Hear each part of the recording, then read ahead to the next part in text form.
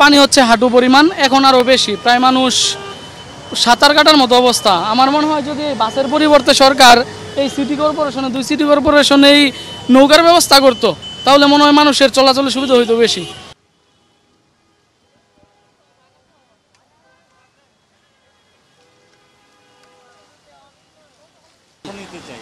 কিন্তু আমার ড্রেসটা তাহলে খুলতে হবে, আমরা অন্য গেঞ্জি আছে চেঞ্জ করতে হবে।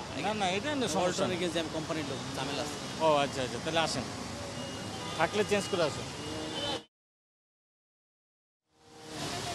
প্রতি বছর অনেক হিউজ পরিমাণ বাজেট হয়, প্রধানমন্ত্রীর ভান্ডারে কখনো খালি থাকে না। হিউজ পরিমাণ উন্নয়ন, মেট্রো রেল হচ্ছে, এক্সপ্রেস হচ্ছে, পদ্মা সেতু হচ্ছে, টানেল হচ্ছে। আমাদের অভাব আছে? ভিআইপি সড়ক, আমাদের গাড়ি নষ্ট হয়ে গেছে, আমরা এয়ারপোর্টে যাব, আমার স্যার যাইতে পারে নাই, মিস হয়ে গেছে ভাই। দুঃখের কথা কি বলবো বলেন, আসলে কিছু বলার নাই। আমরা আসলে আপনারা বুঝেন যেটা এটা আজকে সমস্যা না, 10-15 বছরের সমস্যাটা আমি জানি। আমি এই জায়গার ভোটার ভাই, এই জায়গার ভোটার, এই শাহিনবাগের ভোটার। আমি এটা দেখতে আসি ভাই, বলার কি আছে? খালি উন্নয়ন। আপনার দরজার সামনেই যদি ময়লা থাকে, আপনার বাথরুমে যদি ঠিক না থাকে, আপনি কিসের উন্নয়ন করেন? উন্নয়ন করতে হলে একটু নাক কান সজাগ রাখেন। খালি উন্নয়ন করতে আছে, খালি আপনি ঘরে বইয়ে বললে হবে? আপনার মাঠে নামেন, আজকে একটু মাঠে আসেন। মাননীয় প্রধানমন্ত্রী আজকে আপনার কার্যালয়ের সামনে আসেন, আইসা দেখেন পরিস্থিতি কি।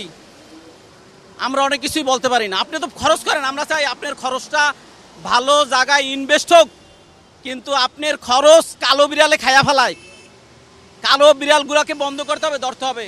যেভাবে দুর্নীতিবাজ ধরতে আছেন, এটাও একটা দুর্নীতিবাজ। আর কে 10 বছর 15 বছর সমস্যা কেন এটা আজও মিট হচ্ছে না? এটা অবশ্যই জানি, আপনার হাতে প্রতিবাদ করেন। আমি যাচ্ছিলাম এখন শিশু হাসপাতাল আমার বাচ্চাদের নিয়ে। আমি এখানে সিএনজিতে মেরুলবাড্ডা থেকে আসছি, এখানে এসে গাড়িটা নামাই দিলে এখানে আর যাইতে পারলাম না, যেহেতু রাস্তার যে বর্তমান পরিস্থিতি, পানি জলবদ্ধতা, আমার এখন ডাক্তারের কাছে আমি যেতে পারতেছি না। ঠিক এখানে নামাই দিছে, তাহলে আমার চিকিৎসাও করতে পারতেছি না। আর এই জলবদ্ধতা নিরসনে আমি মাননীয় প্রধানমন্ত্রীকে দৃষ্টি আকর্ষণ করব যে আপনার কার্যালয়ের সামনে আপনি যদি আসেন, তাহলে এই মুহূর্তে আপনি দেখতে পাবেন যে আপনার কার্যালয়ের সামনের অবস্থাটা কি, তাহলে অন্য জায়গার অবস্থা কি হতে পারে, এটা আপনার সুদৃষ্টি। আপনি ফিল্ডে আসেন, ফিল্ডে আসলে আপনি দেখতে পাবেন। আপনি যদি প্রধানমন্ত্রীর কার্যালয়ে দেখে উপর দিয়ে যে চলেন প্লেন দিয়ে, এটা তো ফিল্ডের অবস্থা দেখতে পাবেন না, আপনি পাবেন আকাশের অবস্থা দেখতে পাবেন। আমি মনে করি আপনি ফিল্ডে সরাসরি সাধারণ মানুষের মতন একটু ঘোরাফেরা করেন, একটু বুঝবেন। আর যে এটা আপনার আসলে আসতেছে, টাকাটা যে ব্যয় হচ্ছে উন্নয়নের কাজে, আসলে আপনি দেখেন উন্নয়নটা আপনার হচ্ছে কিনা অ্যাকচুয়াল। প্রত্যেক বছর আমরা দেখি যে রাস্তায় বিভিন্ন ড্রেন কেটে পানি নিরসনের জন্য কাজ করা হয়। আসলে তারা কি কাজ করতেছে? সে যদি রাস্তায় এখন যদি হাঁটু পানি, মাজা পানি থাকে, তাহলে এটা উন্নয়ন কি? আমি মাননীয় প্রধানমন্ত্রীর কাছে এটা দৃষ্টি আকর্ষণ করব, যাতে আপনার টাকাটা সঠিক রাস্তায় জনগণের উন্নয়নের জন্য ব্যয় হয়, সেটার জন্য আমি বিশেষভাবে অনুরোধ করব। এই চিত্রটা শুধু আজকে তা, অনেক বছর ধরে আমরা এই চিত্রটা ফেস করতেছি।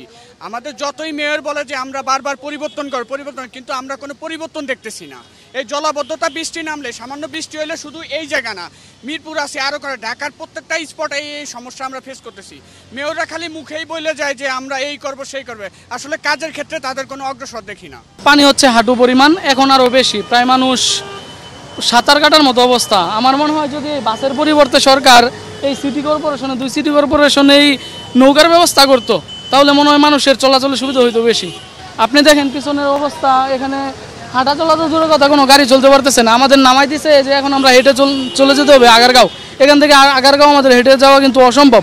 আমরা ছাত্র, মানে ভোগান্তির বলে শেষ করা যাবে না। তারা যদি বাজেট নিয়ে কাজ করে, বাজেট পাস হয়, যদি সেটা কাজ না করে সে অনুযায়ী, তাহলে ভাই এই টাকা কই যায়?